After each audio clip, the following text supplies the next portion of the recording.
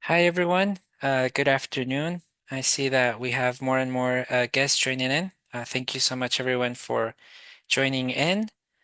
I'm sure more people will join in as we go on, but we'll make sure to go ahead and start with our presentation then.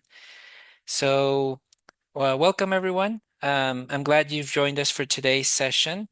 As you guys can see from our presentation, we will be talking about the Big Beautiful Bill and language access, implications for interpreting and translation services. My name is Dan Tenorio. I'm part of the account management team here at Linguistic International. Happy to be hosting you guys alongside with Sabrina Morales, who is the CEO of Linguistic International and our presenter for today. I'd like to touch base on a few housekeeping items before we start. So first off, I want to thank everyone that attended our webinar that was held in August. It was titled Understanding the National Class Standard, Advancing Equity, Quality, and Inclusion in Care. And here CLASS stands for culturally and linguistically appropriate services. And we actually learned about these national class standards and the principles. We also learned about how our respective organizations can all benefit from them, how they strengthen language access programs, improve staff readiness, and how they can help us meet our community's needs. As a reminder, everyone, our webinars are actually held every fourth Tuesday of the month. So anyone and everyone is invited. You're more than welcome to invite your colleagues if they don't happen to get our email invitations, which are shared every month. And we typically share also a reminder of said invitations and webinars at least a day before. This next webinar that we're going to be holding is going to take place on October 28th. It's called Multilingual Outreach and Engagement, Best Practices for Community Organizations. And there we're actually going to be talking about how effective multilingual outreach is, how it is essential for community organizations, and how it can help us with the diverse populations that we represent. We're also going to further explore proven strategies and practical approaches for engaging multilingual communities, building trust, and ensuring that communication is both accessible and culturally responsive. I did want to take a moment to also mention that apart from these national-based webinars, we do hold from time to time state specialized webinars. We're actually going to hold one for our Utah population, our Utah-based clients. That webinar is going to be held this Thursday at 9:30 a.m. Mountain Time. It's titled Language Access in Utah, Rights, Resources, and Responsibilities.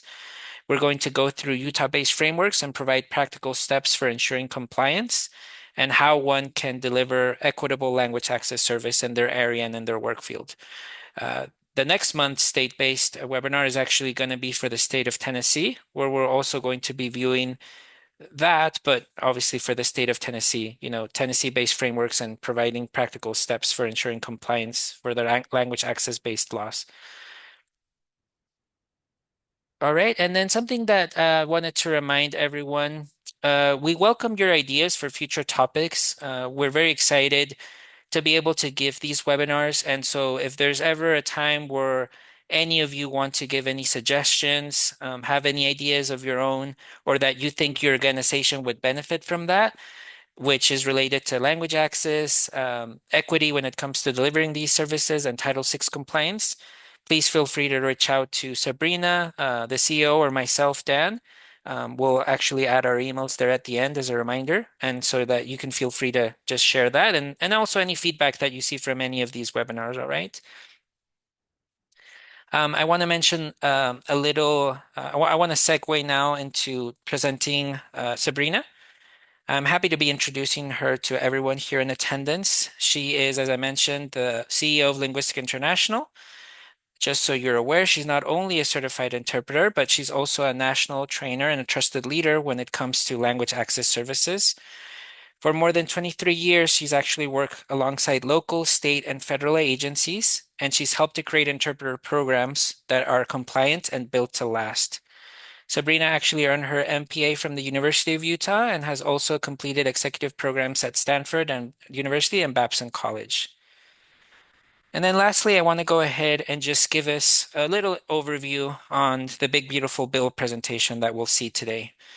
I think it's important to mention that, and Sabrina will make notice of this as well, is the reason why we wanted to have this webinar is because I think it's important that we talk about any important implications and how this may affect the organizations that we are in. I do want to make it clear that in no way, shape, or form are we trying to give any type of indication of how we feel about the current administration. This is entirely apolitical. This is just for our information and for our knowledge, just to benefit from that. And with the big, beautiful bill that was recently passed by Congress, it does introduce important changes that may potentially affect interpreting services, translation work, and language access across multiple sectors. Understanding the implications of said bill is essential for agencies, providers, and professionals who are responsible for compliance and equitable service delivery. And so we will be holding or having more information in regards to this from Sabrina here shortly. And please note that we will have time for a Q&A session at the end. With that being said, I'm now happy to pass the time now to Sabrina Morales, our CEO. Thank you so much. Thank you so much, Dan. Hi, good afternoon, everyone, and thank you so much for being here. Today, we're going to dive into the One Big Beautiful Bill Act of 2025. And this is better known as the Big Beautiful Bill. And we're going to focus today heavily on what it means for language access. This bill is absolutely huge. I don't know what area it doesn't touch. I mean, it touches everything from financial all the way to healthcare.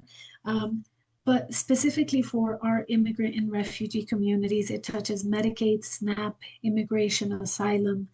And so for limited English proficient individuals, it creates a set of new challenges. My goal here today is to give you a clear picture of those challenges and also to explain where the legal obligation stands today. We also want to talk about concrete strategies the government agencies can put into place to both stay compliant and effective as well as equitable. And for our nonprofit communities as well, the challenges that exist with laws like this and how we can both stay compliant and effective. So really quick about Linguistica, we provide services in over 355 different languages over the phone, on site, and through video remote interpreting services. And we give trainings like this one to any of our clients free of charge and anytime. I know clients sometimes call us in to come into staff meetings and give little short trainings on Title VI or requirements around class standards. We'd love to hear from you and invite all of you to make those requests via email or just call us and make those requests, and we would be happy to come into one of your staff meetings through video or in person and present those topics to you. So let's dive into demographics because I think that's what really matters in terms of setting the tone. And grounding ourselves in numbers is quite critical, right?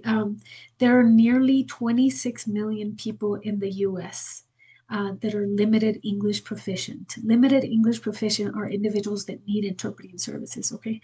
That is not a small minority. That is about 1 in every 12 person. So we see languages from Spanish, Chinese, Vietnamese, Arabic, Tagalog, pretty much every day. And then obviously the highest concentrations of individuals that need interpreting services, even though they are everywhere in the US, we see them primarily in California, Texas, New York, Florida, Illinois, and New Jersey. LEP populations are everywhere, even in rural states. And now we're finding more pockets of immigrants and refugee communities who depend on language services in very, very rural areas. So for your agencies, that essentially means that interpreting and translation services should be in place for all communities in no matter the location, right? Just because it's going to be critical for communication. Let's talk about the main laws protecting limited English proficient. So back in 2000, Executive Order 13166 was the backbone of federal language access policies. Executive Order 13166 was signed into law by President Clinton, and it created a set of mandates around interpreting and translation services. All of that changed this year in March of 2025 when President Trump revoked that executive order and signed Executive Order 14224, the English only order. So, for those of you who are aware of the English only order, a lot of people, I think, were confused about what that would um, do in the various different states.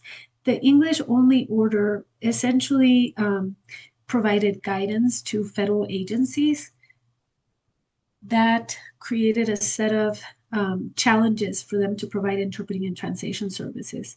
Remember that an executive order is only a directive, right? It's not a law, but it does provide agencies, federal agencies, guidance as to, or it gives them the rules on what they need to do.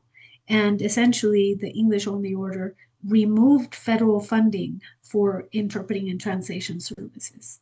Now, by removing that funding, that didn't remove the need, right? The 26 million people are still there. So this created more challenges for state agencies. Um, the big thing to know here with the laws protecting LEPs is that they're still in place. We have Title VI of the 1964 Civil Rights Act. This law essentially prohibits discrimination on national origin. So courts and agencies have long recognized language as part of that. So Title VI protects the use of interpreting and translation services. We also have Section 1557 of the Affordable Care Act that adds specific obligations in healthcare and requires the use of language services. And then, of course, we have a set of state laws, right? Like, depending on the state where you're at, there may be a state law that protects interpreting services. We're seeing that in California, New York, Michigan, Washington, Texas. There's so many states that have laws that protect language access or LEPs that gives protections to LEPs to language access.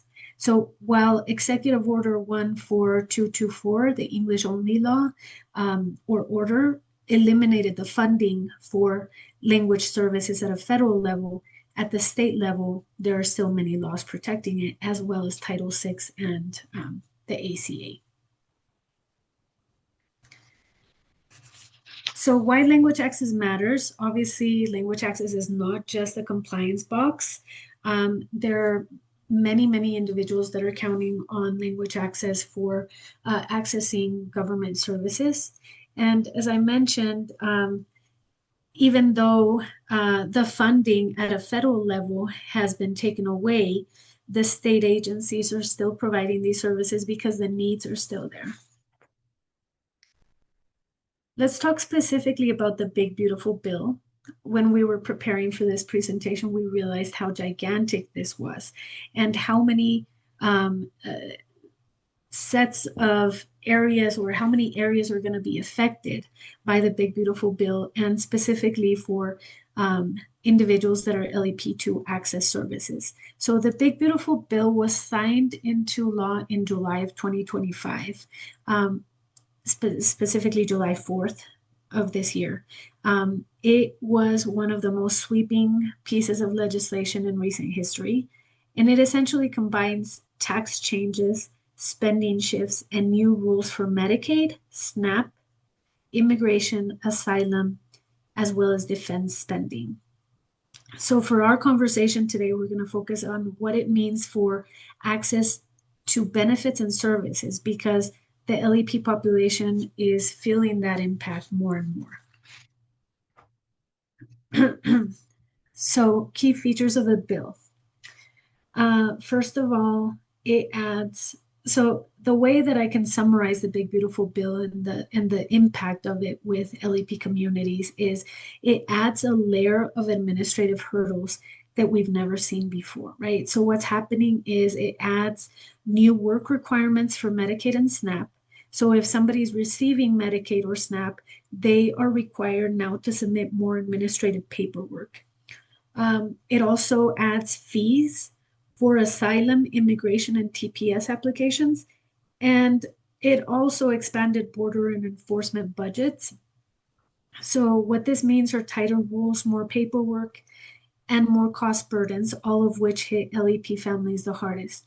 So, essentially the amount of administrative paperwork that it adds specifically for Medicaid and SNAP and for anyone seeking any kind of immigration or asylum specific services have increased significantly.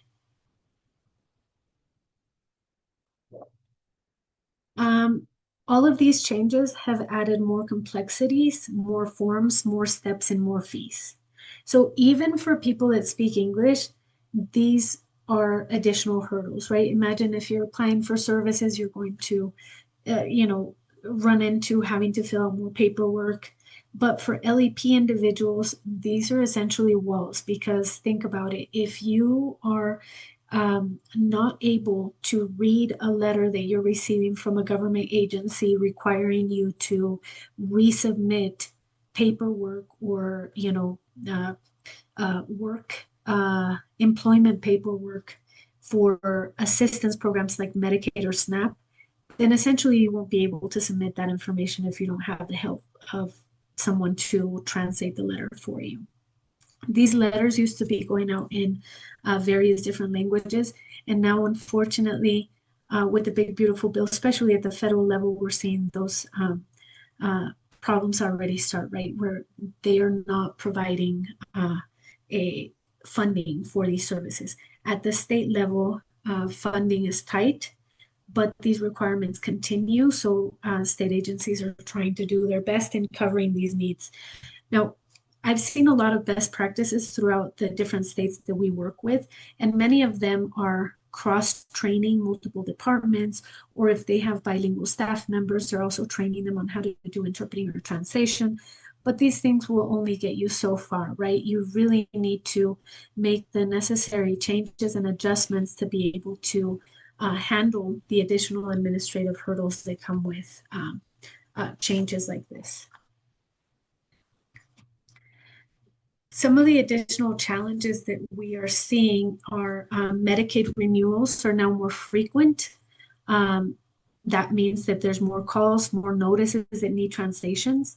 For SNAP and for SNAP, work requirements are stricter, which means that more interviews are essential. Where before, you only needed one or two interpreter interviews, now you're seeing more.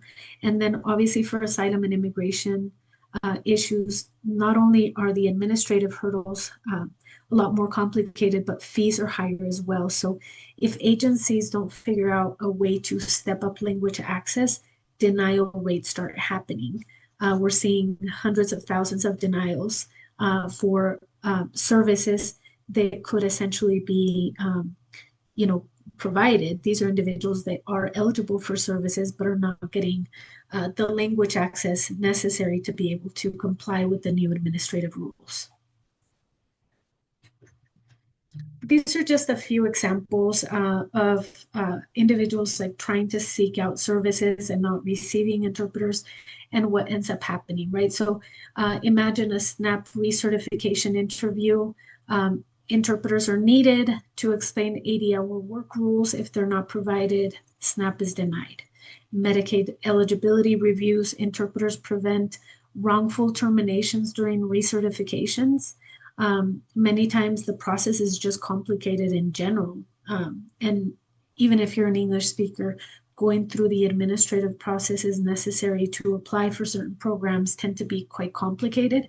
So if you don't have an interpreter in place, denials can be higher. And then for asylum interviews, This is one example, but there are many in this area. Applicants require interpreters for new fees and complex forms. The amount of forms now for TPS and asylum seeking individuals are quite extensive. In terms of the translation impacts, if forms and notices are not translated into the top LEP languages, individuals are left without knowing really what's happening, right? Digital platform is another thing. Portals need to be translated and instructions need to be provided for renewals and payments. There's a quite a big shift happening right now with uh, digital literacy and accessibility through digital platforms for LEP individuals. And it varies from state to state, but we know that most people are accessing information through state websites, right? So if those websites are not translated and individuals are just having a difficult, LEP individuals are having just a very difficult time understanding what the process is to um, you know, get information on a particular service or just be informed about eligibility on certain services. So let's talk about compliance and risk.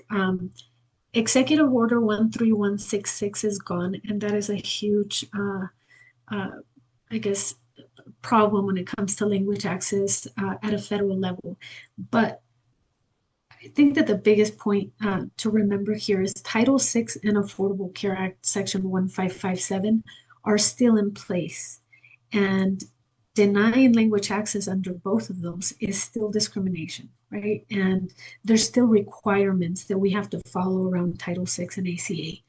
Agencies that fail to act risk not only lawsuits, but OCR investigations and loss of funding. And remember that many states have their own language access laws. They have not been affected by the English only executive order. So, in terms of a compliance perspective, the safest move is to maintain and expand your language access and not to reduce it. So let's put this all together. The Big Beautiful Bill has created much more complexity and in addition to that, much more cost, right? So LEP communities are definitely at a higher risk more than ever of exclusion. And I know that for a lot of our clients, funding is the biggest issue. And I think that it's really a matter of understanding your workflows and understanding where language access can be most beneficial. So if you're using Linguistica or if you're using any other interpreting service, what you want to do is make sure that you're using them correctly, that your staff are well trained on how to use interpreters so that the funding issue is really I mean it's still going to be there, but it's maximized, right? You're using interpreters in the places where they're going to give you the biggest benefit. In addition to that, using your multilingual staff that are already multilingual that work within your organizations and training them on how to interpret is a great thing. However, make sure that you train them because interpreting is not just as simple as you know, changing the message from one language to the other. You really need to make sure that the message is clear, that they're not changing or omitting, that they're not clarifying in the wrong way, that there's certain rules that they need to follow in order to be used as interpreters. But really maximizing the use of your language access programs and also ensuring that the documents that you need that are more frequently used within your organizations are translated. Because if you don't translate them, the cost tends to be higher. You end up with a lot of community members not knowing what they need, and you end up with people calling into your organization trying to figure out what it is that you're trying to say. So we've seen a lot of different best practices. In terms of what your agency best practice can be, I would say follow the class standards. We can send you that document if you'd like, or you can just Google it. It was created by the Office of Minority Health. The class standards stand for Cultural and Linguistic Appropriate Services. They are standards that were created for agencies to ensure access for everyone in their communities. And those things are still very much in place and can help you with the challenges that are coming up through the Big Beautiful Bill. The Big Beautiful Bill just created a set of administrative hurdles that most people, even in English, would have a difficult time overcoming. Now, with the LEP community, you see that as a higher challenge, and that's what I want to emphasize today is if you're going to see more LEP community members confused about what it is that they need to do to access services, let's try to make it as easy as possible for them by creating language access plans internally within our organizations that really target the highest areas of use and and create processes and put processes in place that will help them navigate the system more effectively. The Big Beautiful Bill, obviously, as I've been mentioning, did create a number of additional paperwork fees and hurdles. And it created a greater risk for exclusion. The greater risk of exclusion comes by not understanding what the new requirements are and not receiving information in a way that is easy and accessible for them. Now, there's a number of best practices, as I mentioned, that we've seen piloting multilingual outreach campaigns, for example, auditing current material, translating the highest impact forms. But by having agencies act now and understand that these hurdles will create exclusion, you can take a more proactive step before you start seeing a number of denials that could have been avoided. This is my contact information. Feel free to contact me or Dan. I apologize I didn't add his email there, but we'll add it on the chat. I can send you more information about this. I think the biggest takeaway for agencies about the Big Beautiful Bill is that language access will continue no matter what, right? And that language access will even with these administrative changes, it will remain. And creating strong interpreting services and translated materials is going to essentially eliminate the need for additional one-on-one time with your staff members.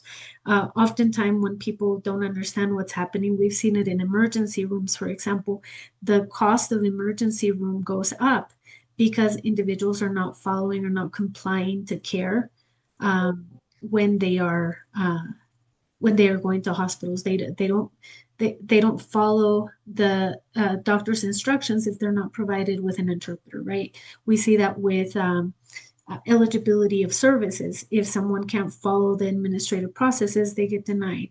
And so the takeaway really is this bill makes language access not just a civil right, but really more a compliance and public health issue. And in order for those individuals to continue receiving services and not lose their services, we need to take proactive measures by increasing access.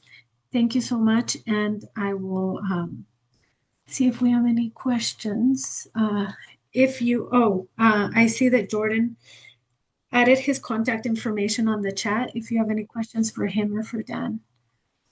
And if anyone has questions, you can add it to the chat or Dan, I'll leave the time over to you. Thank you so much. All right, thank you so much, Sabrina, for that presentation. That was very insightful in regards to the Big Beautiful Bill and its implications. As Sabrina had mentioned, we now want to leave this time open to answer any questions that anyone might have in attendance. We'd be happy to look at them in the chat and then address them one by one. So feel free to add your questions if you have any.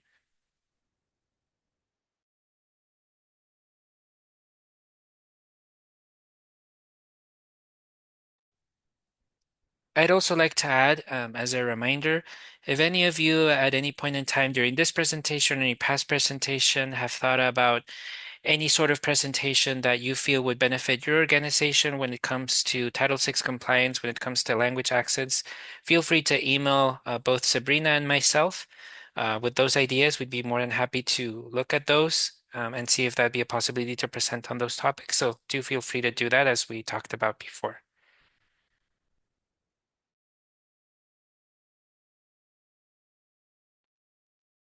All right, since we don't have any other questions, thank you so much for your time today. We really appreciate it.